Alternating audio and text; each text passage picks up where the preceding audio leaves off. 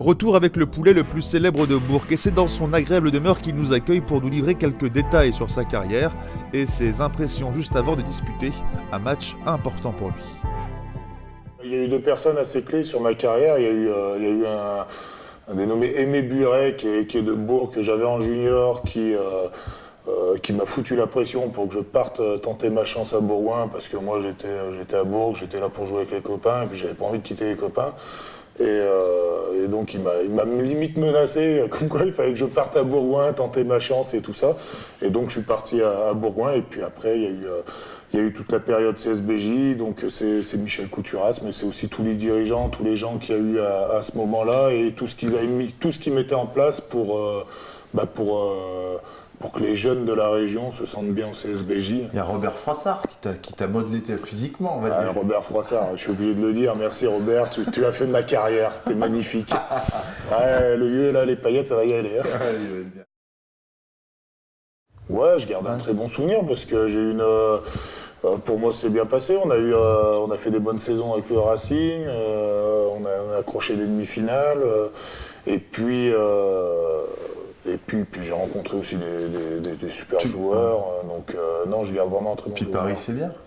Bah, exactement. Je devais dire Paris. On était sur Antony, je n'étais pas tout à fait sur Paris. Ouais. C'est pour ça que j'ai trouvé bien.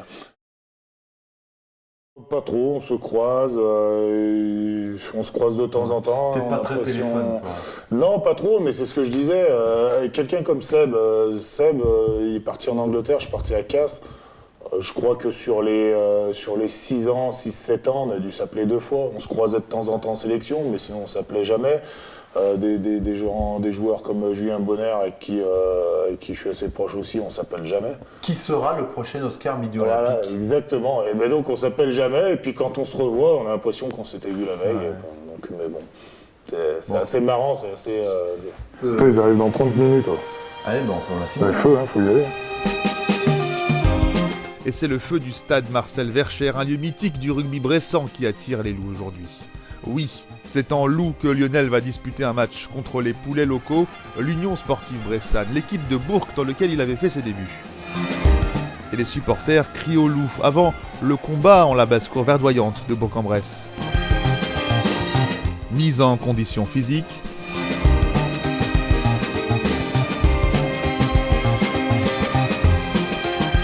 mise en condition psychologique, quelques ajustements de parade.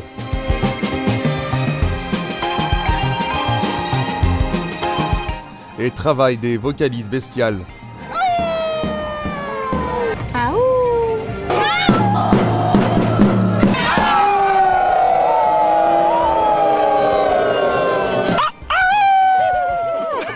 À ne pas confondre avec le cri du loup.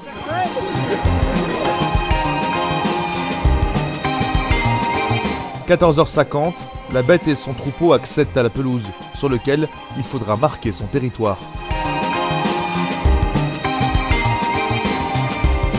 Vous êtes pour le loup? Pour le loup, ouais. Et le mari, il est pour l'USB. Alors, vous voyez, c'est partagé. Dans la famille Nallet, on sera content ce soir, quoi qu'il arrive. Du moment que ça soit des deux côtés, c'est le meilleur qui gagne, terminé. Oh, bah, je suis pour l'USB, moi. Ah, votre femme, elle était pas pour l'USB? Non, elle est pour le loup. Moi, je vais le dire à Lionel, il va pas être content, alors si son père est pas... Oh, bah quand même, hein, il a assez longtemps joué à l'USB, on peut quand même...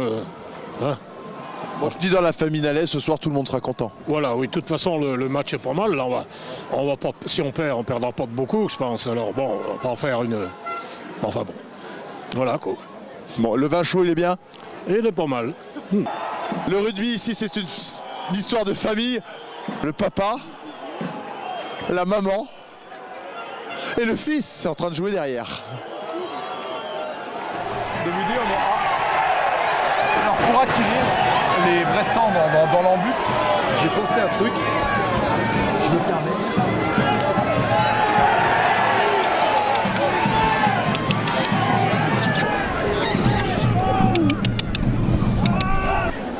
Adrien Buatier remplacé par Simon Bornua.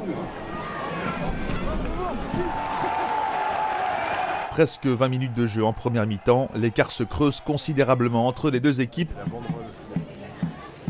Et c'est l'inquiétude et les visages crispés qui remplacent les cris des loups échaudés. Ah, mais c'est un ancien de chez nous. Je sais bien. Ouais, tu vois bien. Mais ils vont perdre aujourd'hui. Qui? Ah, à ton avis? Le loup? Bah oui. Ils sont forts ces hommes de couleur quand même. Qui a dit ça?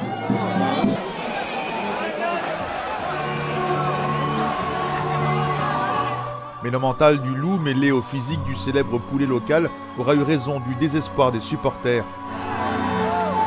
C'est à la toute dernière seconde, en dernière partie de jeu, que Lionel Nallet va faire basculer l'issue du match, avec seulement 1 point d'écart.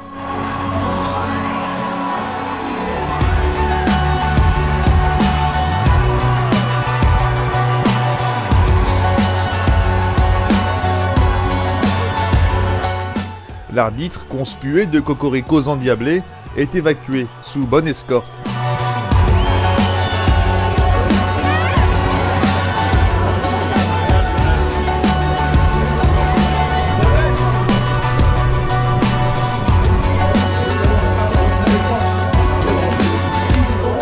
Il y a un bon public, donc je sais que malgré tout, ils sont déçus de la défaite de Bourg, mais ils m'en voudront pas.